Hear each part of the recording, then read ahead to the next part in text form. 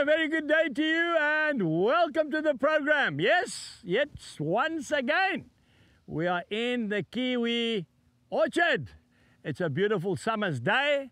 The wind is blowing. The planes are flying overhead again. It's wonderful. After the COVID-19 lockdown, when we never heard an aeroplane for years. So today we have called this program Wisdom and Knowledge. Now, if you go to Job, the book of Job, Job chapter 28 and verse 28. Some theologians say the book of Job could be the oldest book in the Bible. Isn't that amazing? And what a story. If you're taking a bit of strain at the moment, I suggest you read that book again. Job lost everything. And I know people I'm talking to at the moment have lost a lot. But he did not deny Christ, you see. And he stood. And what happened? At the end, the Lord rewarded him. Pressed down, shaken together, running over. He got exactly double of what he lost. Isn't that amazing? Now, Job chapter 28 and verse 28. There we go. What a beautiful memory verse.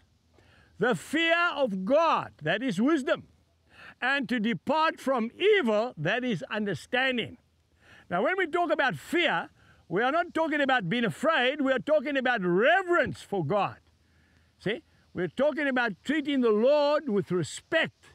And when we do that, automatically we become wise men and women. We've got to understand that the Lord requires from you and me a lot of respect and honor. Wisdom and knowledge is a gift from God. Now, Solomon was the wisest man that ever lived. And he had that dream. Remember, the angel of the Lord said, what do you require? The Lord wants to bless you. That I might have wisdom and knowledge to know how to govern my people.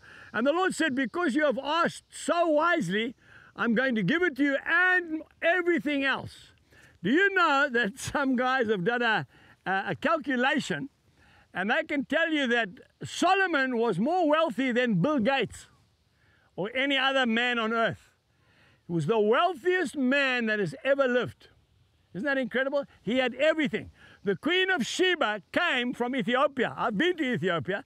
She traveled for 3 months to come and sit at his feet and to learn from him. And her remark was, he is even wiser and richer than I was told. Why? Because God honors you if you honor him. Matthew chapter 7 verse 7. Ask and you shall receive.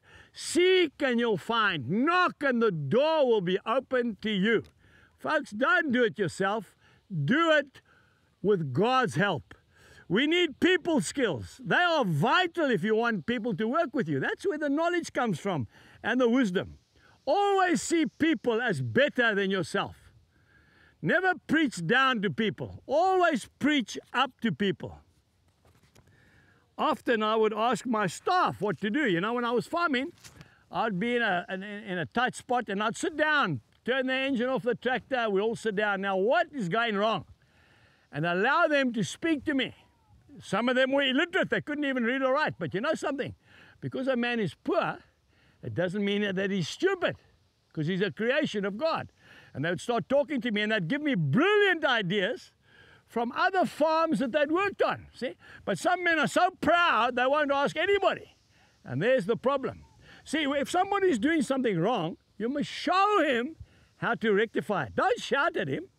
Ask him to stop the tractor, get on there, show him the gear you want him to plow in, and then there's no black smoke, which is unburnt diesel, which is waste going out the chimney, because you showed him how to do it. So I want to say to you, seek the Lord, and he will give you every answer that you've ever asked. God bless you, and goodbye until next time.